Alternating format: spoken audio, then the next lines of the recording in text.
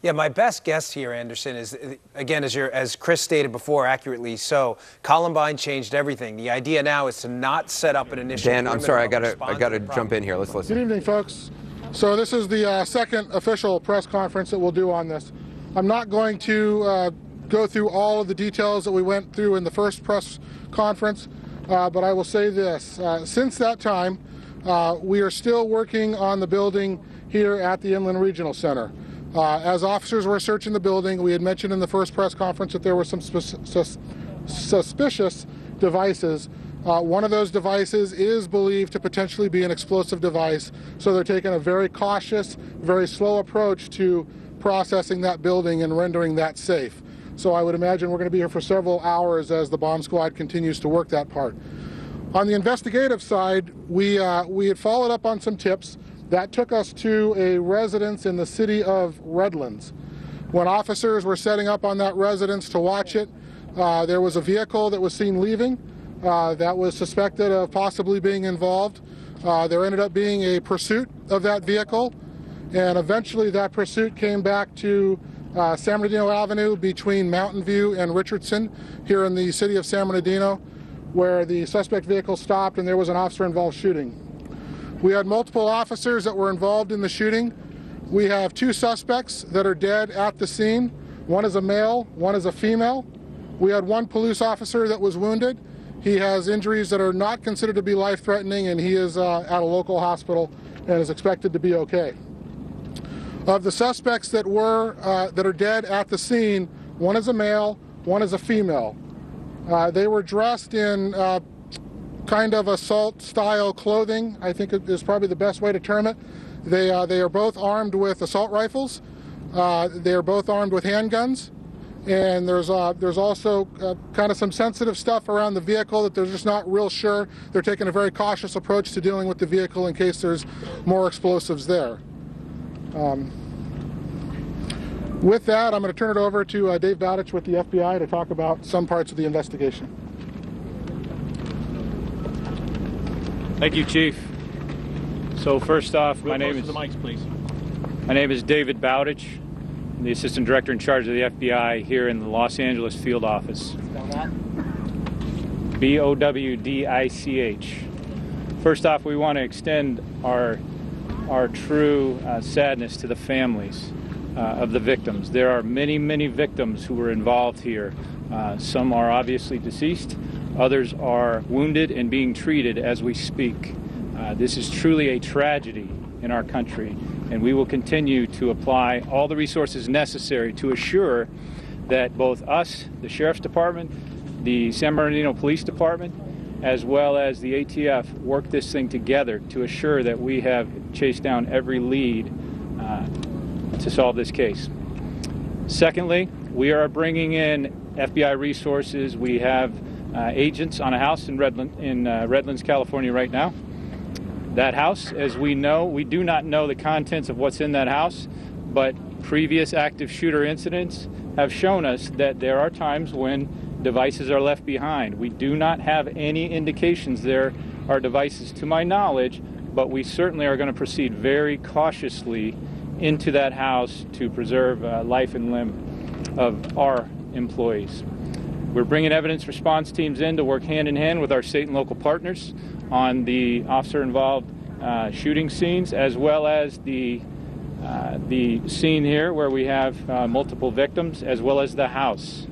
We will continue to go down this road. This is a marathon, not a sprint. I know one of the big questions that will come up repeatedly is this terrorism? And I am still not willing to say that we know that for sure. We are definitely making some movements that it is a possibility. We are making some adjustments to our investigation. It is a possibility, but we don't know that yet. And we're not willing to go down that road yet. David, the relationship between the two dead suspects? Unknown at this point. How old approximately are they? I do not even know that. What about the third suspect? There was talk of a third suspect. There is a third suspect, and I don't know the disposition of that suspect. I would defer to that question to the chief. What I will tell you on any indications of terrorism or this investigation, and I've told a few of you already, we will go where the evidence takes us. Now, it's possible it goes down that road. It's also possible it does not. We're just not sure yet, and when we are fairly sure, we will let you know. David, What gives do you you have a the motive sense for that it's this? possibly terrorism? There are a number of potential, and there's a few potential things, but we just don't know, and I'm not willing to go down that road. This is a very fluid, active investigation. We are still gathering facts.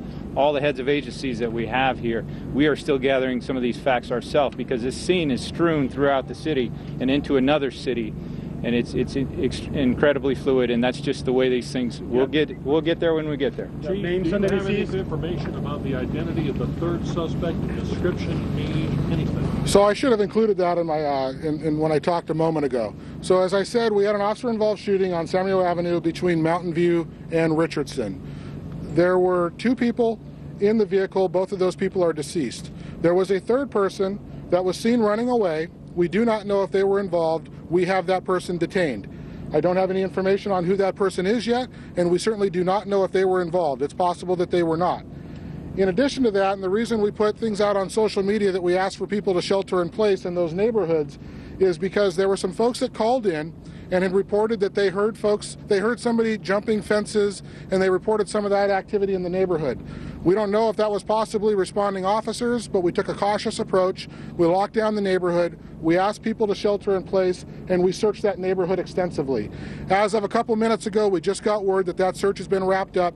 No additional folks have been contacted or seen there, so we feel that that area is safe and we can lift that shelter in place order there. Chief, do you have a motive yet, and why this location? We do not have a motive. Approximate age of the suspect. We do not. I do not have that right now. I do not.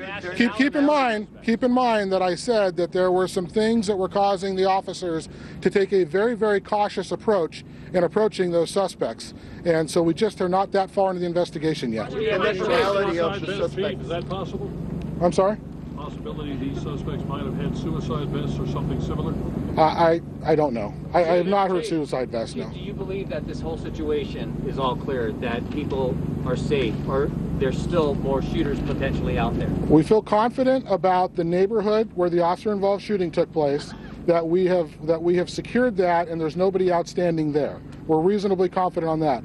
On the broader scale of the investigation, as I said early on, we had information that there were potentially 3 shooters. We are still at a point where we are tracking down that information. We are going to try to continue to identify if there was a third person involved, or potentially even more people that might have been involved in the planning. But we're still pretty early on that part of the investigation. Chief, there's been a number of reports about a holiday party at the regional. I can't listen to all of them. Chief, there's a report out that at the holiday party, somebody left angrily, went out, came back with 2 other people, guns, and started firing. Any truth to that? So I have heard that they were in a meeting or a holiday party type event at the Inland Regional Center. Somebody did leave, but we have no idea if that is the person that came back.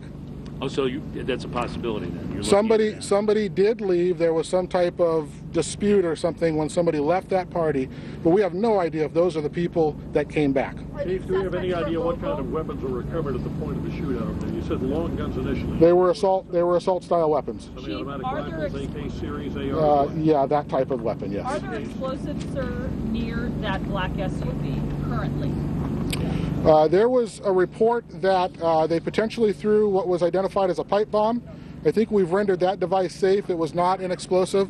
I think we're still working on the vehicle and making sure that that is safe. Can you give us anything on description of these suspects, their appearance or ethnicity, anything, age?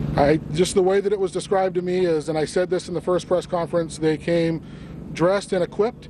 And I think the people that we have at the scene that are deceased are dressed in that way. They're dressed in dark kind of tactical gear, I think is the best way I'll put it. Ethnicity, anything like that? Do you have any I don't information know. on that? I don't know. So since you served a search warrant, is it your understanding that they... I didn't say we served a search warrant. Okay. We understand you served a search warrant, some were being told.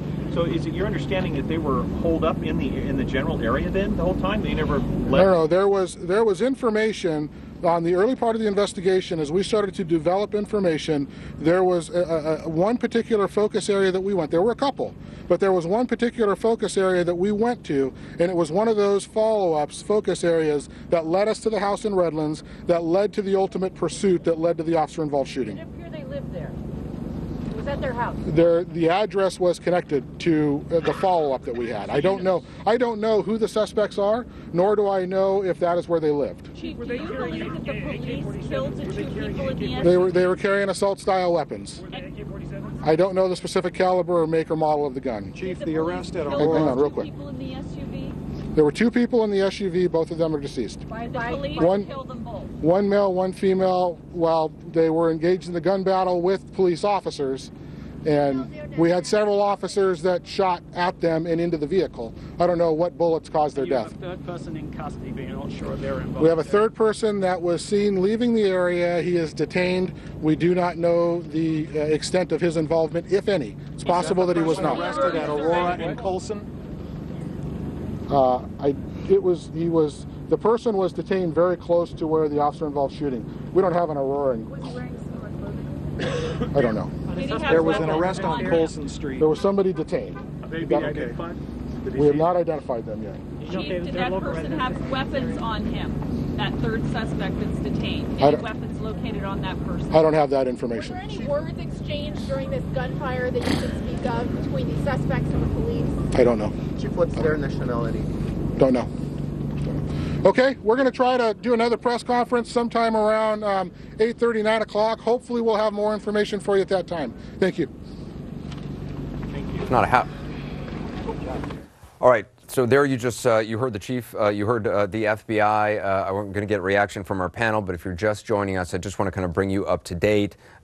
2 suspects dead, a male and a female, both involved with officer-involved shootings at that location where you saw the SUV riddled with bullet holes. They were killed at that location. The body of one of them was out on the street. The body of the other one believed to be in the vehicle itself. They're being very cautious about approaching that vehicle because of sensible and what the chief called sensitive stuff around the vehicle itself.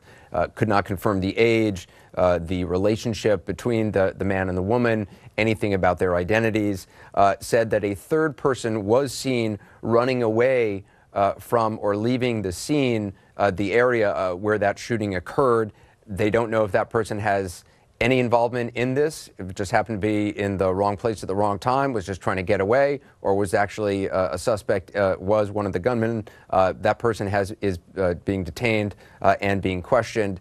Would not say whether, didn't know if the person had a weapon on them, didn't know what the person was wearing at the time. That some people had called in reports of the sound of somebody kind of jumping fences. The chief wasn't sure if that was people calling in, hearing police officers jumping fences, because as you heard from the reporter who was on the scene earlier, David Danelski, and as you saw the live pictures, that area was swarming with police from multiple agencies. They believe the search in that area has wrapped up, and that people no longer have to shelter in place. So I quickly want to go back to our panel: Lenny DePaul, Chris Swecker, Art Roderick, and Harry Houck, as well as Bob Baer, Jonathan Gilliam, and Dan Bongino, just to kind of get a quick roundup of the key points that for our panelists heard in that press conference. Lenny DePaul, let's start with you. What jumped out to you as critical in this?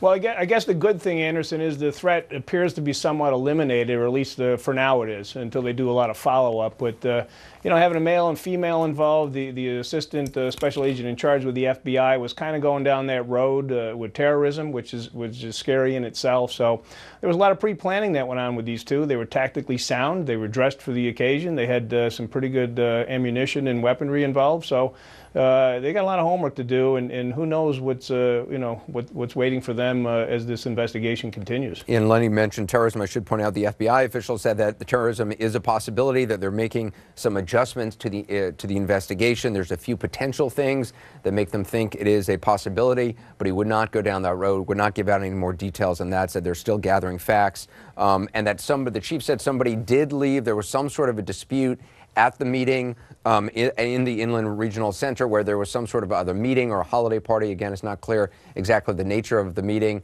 for local officials or county personnel, but that there was some sort of dispute. Somebody left. It's not clear if the person who left is also the person who came back shooting with at least one other person, possibly a 3rd person. Let's just check in. Harry Houck, what interested you the most? Yeah, well, I'm interested in this third person. Apparently, this third person doesn't have any dark clothing on. They saw him running away from the area. It'd be easy to find out either if he had a weapon on him, he dumped it when he ran. Did he change clothes when he ran, or is there a third weapon inside the vehicle? All right, so if there's a third weapon inside the vehicle, then there probably was a third person. Now, the fact that also that this dispute with this gentleman allegedly left and come back, I mean, this was too well planned for just somebody to get mad at somebody and then come back and shoot them. You know what I mean? So I think that disputes should go out. Evan Perez, our CNN Justice reporter, has some additional details from law enforcement sources. Evan, what are you hearing? Well, Anderson, in regard to that question of this person who was in the holiday event that ended up being the scene of the shooting, I'm told that law enforcement does believe it is related. It is the person who ended up coming back with a couple of other people, and then the shooting began inside this holiday event. Now, what are the explanations for that? There could be a number of them, including perhaps that somebody wanted to make sure they knew whoever they were trying to target was in this room. Perhaps that could be it. Again, this also could be, it still could be a terrorism incident, as the FBI assistant director there in Los Angeles said at the press conference. At this point, these are all the possibilities that are being explored, but we do know that the law enforcement at this point does believe that the person who got into an argument was in this event, was in this holiday event, then left, and then came back either because of a beef they had with someone in there, or other people, or multiple people in there, and then this shooting then began. And so we do know that they've now recovered 2 pistols and 2 AR-15 style handguns, rifles, long guns. And so those are also now being traced to see where those came from. Again, at this point, terrorism is still not being ruled out. It is something that they are still trying to put together. Hey, Evan, so let me ask you, when one hears that this was somebody who was at the event and then left, it makes it sound like this was somebody who had a reason to be at the event, like an office party, and then they had a fight, and then they left and came back with somebody else. But is it possible that this person wasn't really supposed to be there, came there because they knew this gathering was occurring, had a confrontation, and then left and then came back? Because clearly there was a level of preparation involved in this, so we don't. I'm assuming we don't know whether this person was meant to be there, supposed to be there, or just showed up there. Correct? Well, the suspicion at this point, again, this is the working theory from law enforcement, is that this person got into the event, was at the event, and then left. Either was kicked out, or there was some dispute that caused him to have to leave, and then returned with 2 people. Now, you raise a good possibility, a good question, whether this person simply was being kicked out because he didn't belong there, but he was in there and then exited or was kicked out, and then came back with 2 people. And your reporting is incredibly important right now, because what it really does is re-emphasize the importance and trying to learn as much as we can about this event itself.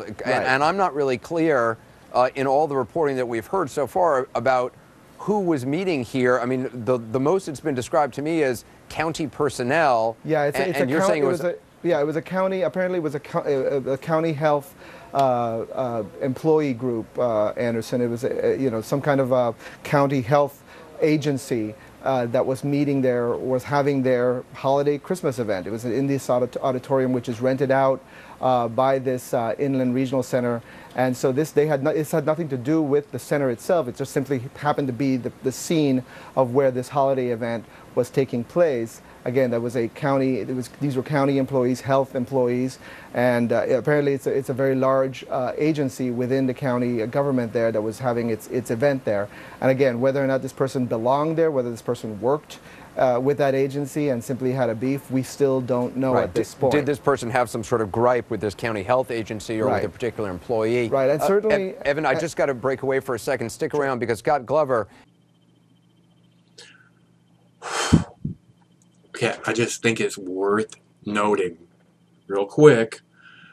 My name's Mike. This is my YouTube page, Mox News. I will note when I think it's worth noting, if I can get my butt in front of the camera.